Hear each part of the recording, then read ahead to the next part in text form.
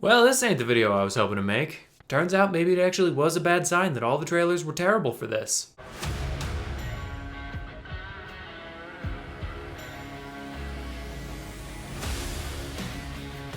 Hey, what's up? My name is John Bonjour. I'm an artist and a film enthusiast. I have drawn some art and I would like to talk about some film. Today we are talking about Argylle, directed by Matthew Vaughn, and the original pitch for this was an author's spy books are actually happening in real life and they need to figure out why that is and save her in some sort of spy adventure. So something I weighed pretty heavily as I'm thinking about making this review is whether or not I should talk about spoilers. It's a big question all the time whenever I make these, and I think this time I probably am going to talk about some spoilers. I think I'm going to do sort of what I do normally, where I do like a non-spoiler section and then spoilers toward the end, because I think that there's some interesting stuff to dissect there. We'll get to that later. For now, non-spoiler thoughts. It's not great. It's not a good movie. I will say my overall opinion of the film is that it is kind of fun. It's kind of fun, trashy nonsense. But man, there is a lot in this movie to just really not like. I'm going to start with some positives because there's a lot in this movie. Most importantly, I love Matthew Vaughn's style. The way that this guy directs movies, his general just sense for weird debauchery and strange heightened action, I think it's really fun. What he brings to the table is usually, at very bare minimum, extremely entertaining. And in this film, there are definitely moments that hit that Matthew Vaughn craziness that you've come to know and love for him. Unfortunately, it's just kind of surrounded by a lot of stuff that isn't that. But the few moments, there's 3-4 action sequences, and all of them, that's not entirely true. Some of them are very, very good and really interesting and feel different from anything else you've seen, and they feel a little cartoony, granted, but in a way that I appreciate, in the way that like Kingsman 2 felt. And that really is a benefit of this movie. Because it's not a Kingsman movie, they can go more cartoony, ridiculous, silly, which I understand is not a positive for some people. But for me and what this movie was, I think that is a positive. When it decides to be a little more ridiculous, I think that works. I will say Kingsman as a franchise has kind of started to go in that direction, and I hope that they pull the reins back in the third one, because this is not what a Kingsman movie should feel like. There are some really solid action sequences. The man knows how to direct action. He knows how to make a joke land some of the time, but he knows how to bring us into a moment so that it should feel completely ridiculous, but it's grounded just enough that we buy it. That's why I say when this movie works, it's working really well. There's a solid chunk of this movie. I would say probably, unfortunately, about a third of this movie is really good and very fun and exactly what I was hoping it was going to be and what it was marketed as. This is kind of where we get into some of the negatives. The rest of the movie is not very good at all. I've been thinking a lot about this movie, not because it's particularly interesting or leaves you with a lot to chew on, but because it should have been a shoo-in. This one should have been an easy bullseye, just like a layup, get the money from this movie to make a Kingsman 3. And I'm really confused on why it's not. The biggest thing that I think is an issue with this film is weirdly that it's rated PG-13.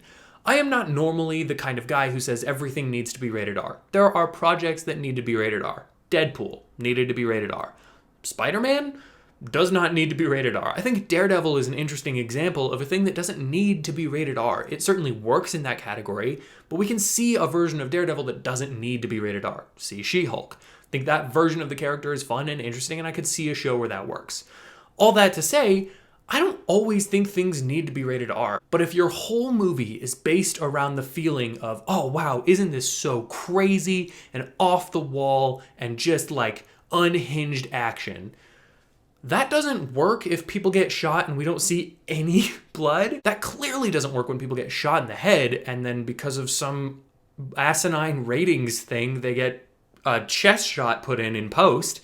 That happens, by the way, a couple of times. One of them is so egregious that I thought that they were going to make a joke out of it, and they didn't. I'd read an interesting interview with Matthew Vaughn where he explained that some of the things that they had to change just for the rating, and I think that's incredibly stupid on several levels, but more importantly, why not let this movie be rated R? I understand the idea of making a PG-13 horror movie. I get that, because there's a certain crowd of people that at least the studios and the MPAA thinks isn't going to go see an R-rated horror movie. Are they correct about that? I don't think so. But I see the argument for making something accessible to a broader audience, hopefully making a lot more money.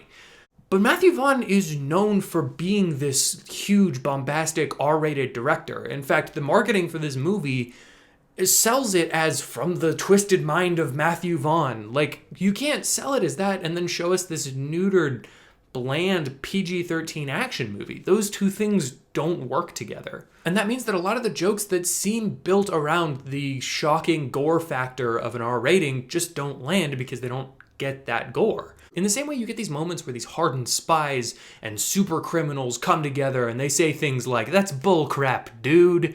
Or she like comes running out of a barn and is shouting BS, just BS. And it's like, why wouldn't you make this rated R? This is an obvious chance to have a fun R-rated action comedy.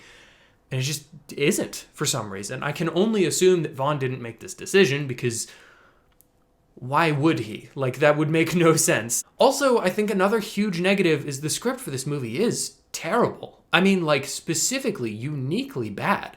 I don't care how stacked your cast is, and it is incredibly good. The cast on this movie is really, it's all A-listers. There's no amount of commitment or assurance in your line read that can enable some of these lines to seem even slightly natural, or like a thing a human being would say. A lot of things work about this project, but it just doesn't come together to be anything. In fact, when I saw the Apple original logo, I was excited. I thought, okay, these are the guys that made Shrinking and Ted Lasso and that Godzilla show. And now I'm coming out of it thinking, oh yeah, these are also the guys that made Ghosted. This feels way more like that than it does any of those shows. I cannot express to you how disappointed I am that this movie just is kind of nothing. It feels like a streaming movie that they went, oh, this might be good enough to put in theaters and make some money. But it's just not. And if I had seen this movie on Apple TV, I probably would have cut it more slack because sure, it's a streaming project. But some of these just really genuinely terrible visual effects on the big screen are even worse. Some of the things that are clearly supposed to be just content for a streaming service, they stand out more when you've paid to be in the theater to see it. I'll finalize all my non-spoiler thoughts there with just saying, when this is on Apple TV in 2 months or whatever it takes, I'd give it a watch just for a couple of scenes that are worth seeing, but I wouldn't make a movie night out of it. It's definitely not worth going to see in theaters. In fact, I would advise against it because I think you'd have a better time when you can sort of pause, go to the bathroom, or go get a snack in one of the boring scenes. I think it's probably a better film if you're not really connected to it. A couple of spoiler thoughts. I knew the twist going in. I don't know how common that occurrence is for people. I know my wife did not. She was completely blindsided by that, which is great. I love that. That makes me happy.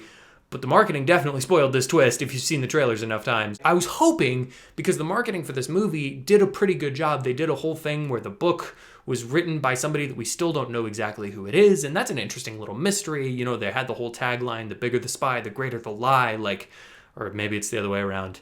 Anyway, but they had that whole thing, and I thought, okay, maybe they're trying to set us up and have this thing where we think that it's gonna be this one twist, and then it ends up being another twist, and we're all blown away. But no, it was just that twist. It was just Ellie Conway is Argylle. It's that. And that sucks. Like, if you had done the marketing campaign in a way that didn't even remotely suggest there would be a twist, I probably wouldn't have figured it out. But the whole point of the campaign was like, oh, who's the real Agent Argylle? And I had narrowed it down to her or the cat. And the cat CGI was so bad in the trailers that I was like, there's no way they're putting more of that cat in there. So yeah, it's definitely got to be her. The baller move would have been to just market this as an action spy thriller with Henry Cavill as Agent Argylle. That would have been a twist if we get there and we open with the scene that we all know is coming, big action scene, cuts, and she's writing the book. That would have been a twist. But I understand, you know, if you're trying to market the movie, you have to explain what the movie is. I understand that we can't live in the world where, you know, an Avengers movie just doesn't get a trailer, as much as I would like for that to be. That's just not how the business works. So yeah, market this movie as just exactly what it is without telling us that there's a twist. Market it as this author tells the future with her books, and there's a spy who's trying to save her life because the other spies need her. That would have worked. Just don't say, time to meet the real Agent Argylle, and I wouldn't think that there's a real Agent Argylle. It's so frustrating. I wish this was a better movie. I just want it to be something that it isn't. I want it to be a little more Kingsman and a little less Lost City or whatever that movie was. But it just feels like a cheap kind of, we pumped this out generic product movie. Which is such a shame because it's Matthew Vaughn. That is like one of the few things that I don't think of him. You can say all the negative criticisms toward him being vile or gross or pushing lines that maybe he shouldn't push. But saying that he's derivative or boring or doesn't create engaging, unique films, up to this point, I just wouldn't say is true. And unfortunately now, that's exactly what this was. It does give me hope. My hope is that he just kind of got this out of his system, made the studio movie, and now he can make Kingsman 3 and make it like a good movie that's worth watching. But man, if this is a sign for what Kingsman 3 is going to look like, just stop now. There's no point in ruining a pretty fun franchise. I will also say there's way too many twists. There's just so many, and they go back and forth, and some of them feel real, and some of them are like, all right, sure, man, sure, I guess you could do that, why not? I feel like some of the music in this movie is really weird. A lot of choices that they make are so strange. A perfect example, and then I'll get out of here. There's that scene right at the end where he's fighting Ellie. Our main guy is fighting Ellie, and it's a bad scene. It's just dumb because there's like 8 to 9 things that he could be doing to save this situation, and he's just not. He's just taking a punch.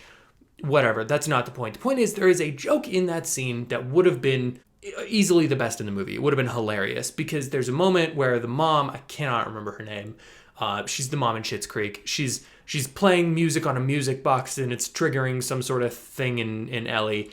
Anyway, the point is the music box runs out and there's a moment where she looks at it and she has to like wind it back up.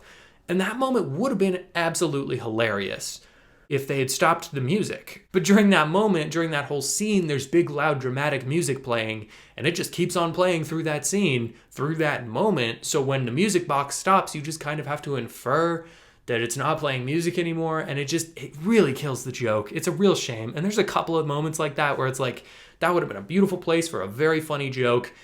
It just sort of wasn't. And I guess that's another problem, is there's a couple of moments in here that are funny, but otherwise, man, it is just horribly written. So that's my overall thoughts on Argylle. It's not good. It's not terrible. I mean, if it's on Apple, watch it, but man, it is so frustrating. Thank you for watching this video and checking out my channel. If you'd like to hear more of my thoughts on movies, comics, TV shows, spy thrillers, hit the like button, hit the subscribe, comment down below what you'd like me to review next, or do none of those things because I am not your dad. Oh, and while I have you for a second, if you're still here, which by the way, if you are, thanks for watching. Seriously, I really appreciate it. Check out my comic book, Edge of Border Town. It is 100% free on my website, johnbonart.com.